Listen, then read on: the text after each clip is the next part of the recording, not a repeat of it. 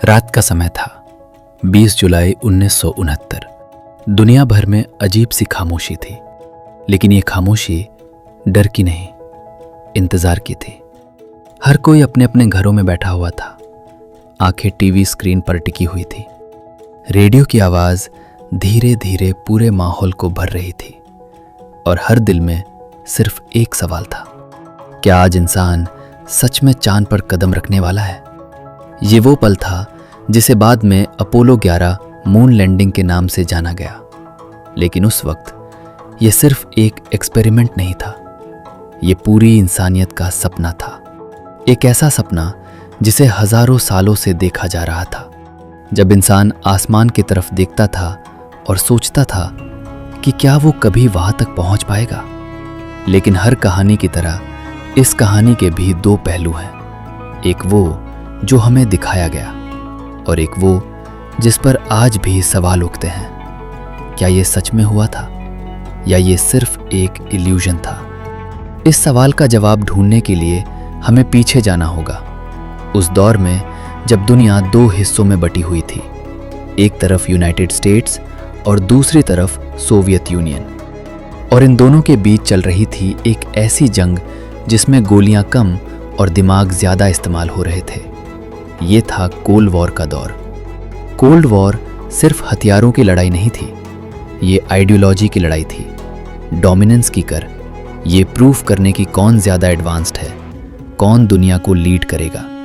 और इसी लड़ाई का सबसे बड़ा बैटलफील्ड बन चुका था स्पेस।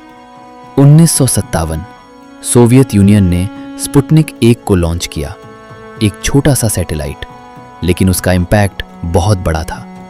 उसने पूरी दुनिया को यह दिखा दिया कि इंसान अब सिर्फ धरती तक सीमित नहीं है। अमेरिका के लिए यह एक वार्निंग थी, एक सिग्नल था कि अगर उसने अभी कुछ बड़ा नहीं किया तो वो हमेशा के लिए पीछे रह जाएगा।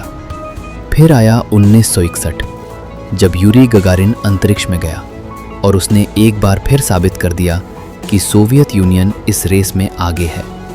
अब अमेरिका के पास दो ही रास्ते थे, या तो वो हार मान ले या फिर कुछ ऐसा करे जो इतिहास बदल दे। और यहीं पर एंट्री होती है जॉन एफ कैनेडी की, जिन्होंने एक स्पीच में दुनिया को चैलेंज दे दिया, हम इस दशक के खत्म होने से पहले चांद पर इंसान भेजेंगे। अब ये सिर्फ एक गोल नहीं था, ये एक प्रेशर था, एक डेडलाइन थी और एक ऐसी रेस जिसमें हारने का मतलब था ग्लोबल ह्यूमिलिएशन। नासा ने अपोलो प्रोग्राम शुरू किया। हजारों लोग इस मिशन पर काम कर रहे थे, इंजीनियर्स, साइंटिस्ट्स, मैथमेटिशियंस, हर कोई अपनी लिमिट से आगे जाकर काम कर रहा था। लेकिन यह रास्ता आसान नहीं था। टेस्टिंग के दौरान कई फेलियर्स हुए, एक्सप्लोजन्स हुए और 1967 में अपोलो 1 मिशन के दौरान 3 एस्ट्रोनॉट्स की मौत हो गई। ये एक बहुत बड़ा सेटबैक था, लेकिन मिशन रुका नहीं, क्योंकि अब यह सिर्फ साइंस नहीं था, यह नेशनल प्राइड बन चुका था।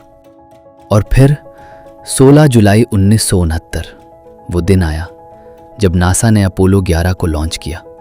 एक विशाल रॉकेट सैटर्न 5, जिसकी ऊंचाई लगभग 110 मीटर थी और जिसकी ताकत इतनी थी कि वो धरती को हिला सकता था। इस रॉकेट में बैठे थे 3 इंसान, नील आर्मस्ट्रॉन्ग, बज ऑल्ड्रिन और माइकल कॉलिंस।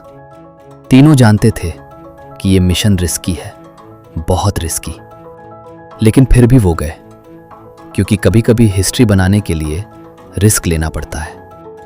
लॉन्च के बाद रॉकेट धीरे धीरे आसमान में ऊपर उठता है। आग की लपटें, धुएं का गुबार और एक ऐसी आवाज जो दूर दूर तक सुनाई देती है। जैसे जैसे रॉकेट ऊपर जाता है, धरती छोटी होती जाती है और एस्ट्रोनॉट्स एक ऐसी दुनिया में प्रवेश करते हैं जहां ग्रेविटी नहीं है, जहां हर मूवमेंट अलग महसूस होता है, जहां हर छोटी गलती जान ले सकती है। 4 दिन का सफर, एंडलेस स्पेस, साइलेंस, सिर्फ मशीनों की आवाज और दिल की धड़कन। और फिर वो पल आता है जब स्पेसक्राफ्ट चांद की ऑर्बिट में पहुंचता है।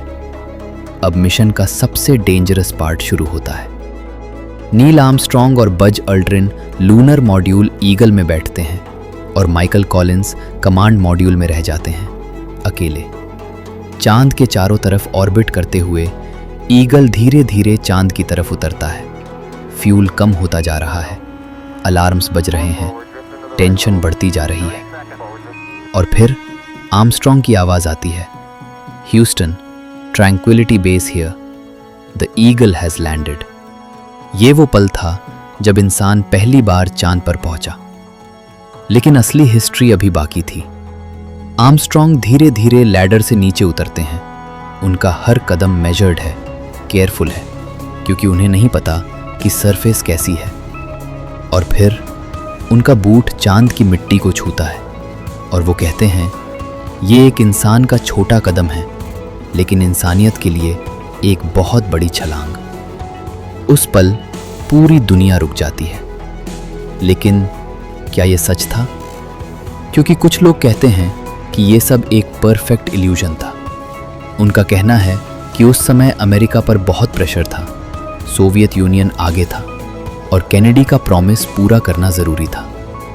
तो क्या नासा ने शॉर्टकट लिया?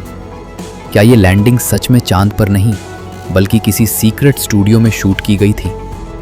यहीं से शुरू होती हैं कॉन्स्पिरेसी थ्योरीज। सबसे पहले फ्लैग, अमेरिकन फ्लैग, जो चांद पर लगाया गया था। वीडियो में वो हल्का हल्का हिलता हुआ दिखाई देता है, लेकिन चांद पर तो हवा नहीं है, तो फिर वो हिल कैसे सकता है? क्या ये प्रूफ है कि वहाँ हवा थी और मतलब ये कि वो अर्थ पर था? या फिर इसके पीछे कोई साइंटिफिक रीज़न है? और यही वो सवाल है जो इस पूरी कहानी को और भी ज़्यादा मिस्टीरियस बना देता है, क्योंकि जितना हम इसे समझने की कोशिश करते हैं उतने ही नए सवाल सामने आते हैं। और शायद यही वजह है कि अपोलो मून लैंडिंग आज भी सिर्फ एक अचीवमेंट नहीं है, बल्कि एक मिस्ट्री है। एक ऐसी मिस्ट्री जो आज भी दुनिया को सोचने पर मजबूर करती है। क्योंकि चांद पर हवा नहीं है, एटमॉस्फेयर ही नहीं है, तो फिर फ्लैग हिल कैसे सकता है? कुछ लोगों ने कहा यह प्रूफ है कि यह सीन किसी स्टूडियो में शूट किया गया था, जहां हवा मौजूद थी और फैन चलाया गया था। लेकिन जब इसको डिटेल में एनालाइज किया गया तो एक अलग सच्चाई सामने आई। असल में फ्लैग को एक हॉरिजॉन्टल रॉड के साथ लगाया गया था ताकि वो खुला रहे। जब एस्ट्रोनॉट्स ने उसे ज़मीन में फिक्स किया तो उसमें वाइब्रेशन पैदा हुई, और क्योंकि चांद पर हवा नहीं है, फ्रिक्शन नहीं है, इसलिए वो वाइब्रेशन थोड़ी देर तक चलती रही। मतलब जो चीज़ फेक लग रही थी उसका एक्सप्लेनेशन साइंस में मौजूद था। लेकिन थ्योरीज यही नहीं रुकी। दूसरी थ्योरी स्टार्स की। मून लैंडिंग की फोटोज में आसमान पूरी तरह काला दिखाई देता है, एक भी तारा नजर नहीं आता, जबकि स्पेस में स्टार्स बहुत ब्राइट और साफ दिखने चाहिए। तो सवाल उठता है, अगर वो सच में स्पेस में थे तो स्टार्स कहाँ गए? कुछ लोगों ने इसे सबसे बड़ा प्रूफ माना कि ये फेक है, लेकिन असली रीजन कैमरा टेक्नोलॉजी में छिपा हुआ है। एस्ट्रोनॉट्स के सूट्स और मून की सरफेस बहुत ब्राइट थी और कैमरों को उसी हिसाब से एडजस्ट किया गया था, लो एक्सपोजर पर, जिससे ब्राइट ऑब्जेक्ट्स क्लियर दिखें, लेकिन फेंट ऑब्जेक्ट्स जैसे स्टार्स कैप्चर ही नहीं हुए। यानी स्टार्स वहां थे लेकिन कैमरा उन्हें दिखा नहीं पाया।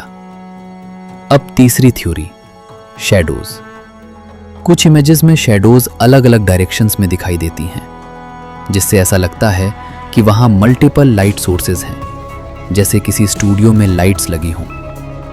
लेकिन एक्सपर्ट्स कहते हैं मून की सरफेस फ्लैट नहीं है, वहां छोटे छोटे हिल्स, स्लोप्स और अनइवन टेरेन है। और जब लाइट इन सरफेसेस पर पड़ती है तो शैडोज अलग अलग डायरेक्शंस में दिखाई दे सकती हैं। इसके अलावा वाइड एंगल लेंस डिस्टॉर्शन भी शैडोज को अलग दिखाता है। अब आते हैं एक और इंटरेस्टिंग थ्योरी पर, नो ब्लास्ट क्रेटर। जब लूनार मॉड्यूल चांद पर उतरा तो उसके नीचे कोई बड़ा गड्ढा नहीं दिखाई देता, जबकि इतना पावरफुल इंजन था तो क्रेटर बनना चाहिए था। लेकिन रियलिटी ये है कि लैंडिंग के समय इंजन की पावर बहुत कम कर दी गई थी और मून की सरफेस डस्ट जैसी है जो प्रेशर को अलग तरीके से एब्जॉर्ब करती है, इसलिए कोई बड़ा क्रेटर नहीं बना। अब बात करते हैं एक बहुत कंट्रोवर्शियल पॉइंट की, वेनेलॉन रेडिएशन बेल्ट्स।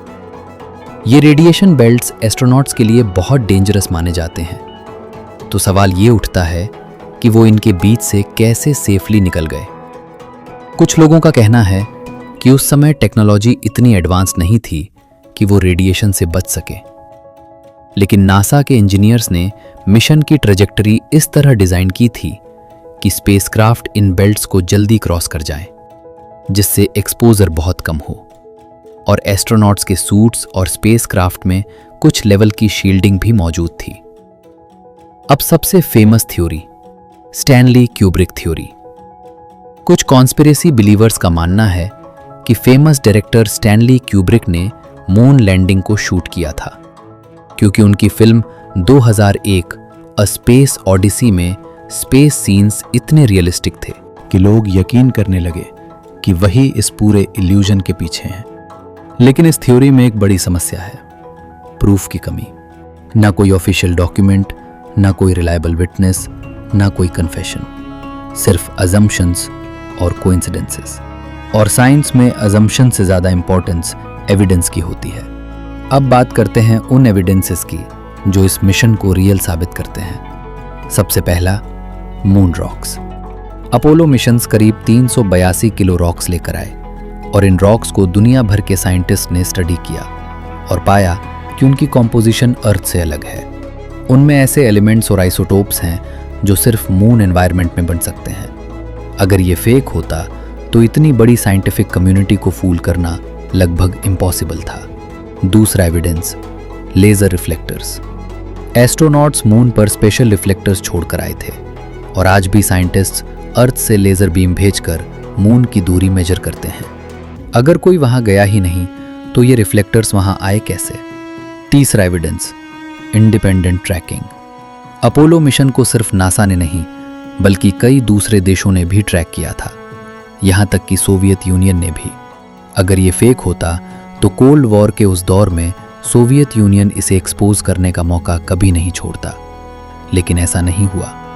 और चौथा एविडेंस, मॉडर्न टेक्नोलॉजी। आज के एडवांस्ड सैटेलाइट्स मून की सरफेस की हाई रेजोल्यूशन इमेजेस ले सकते हैं और इन इमेजेस में अपोलो लैंडिंग साइट्स, फुटप्रिंट्स और छोड़े गए इक्विपमेंट तक दिखाई देते हैं। तो अब सवाल ये नहीं है कि प्रूफ है या नहीं, सवाल ये है कि हम किस पर विश्वास करना चाहते हैं, क्योंकि इंसान का दिमाग अक्सर सिंपल सच को एक्सेप्ट नहीं करता। उसे मिस्ट्री पसंद आती है, उसे डाउट पसंद आता है। और यही वजह है कि कंस्पिरेसी थियरीज कभी खत्म नहीं होती, वो हमेशा इवॉल्व होती रहती हैं। लेकिन साइंस का काम है सवालों के जवाब देना, एविडेंस देना। और जब हम अपोलो मून लैंडिंग को एविडेंस के नज़रिए से देखते हैं तो कंक्लूजन साफ दिखाई देता है, मून लैंडिंग रियल थी।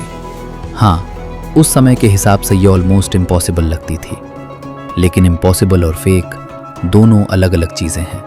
और शायद यही इस कहानी की सबसे बड़ी सीख है कि इंसान तब तक असंभव को असंभव मानता है जब तक कोई उसे संभव करके नहीं दिखा देता।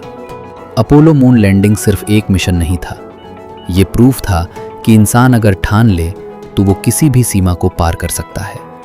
लेकिन आखिर में फैसला हमेशा आपका ही रहेगा।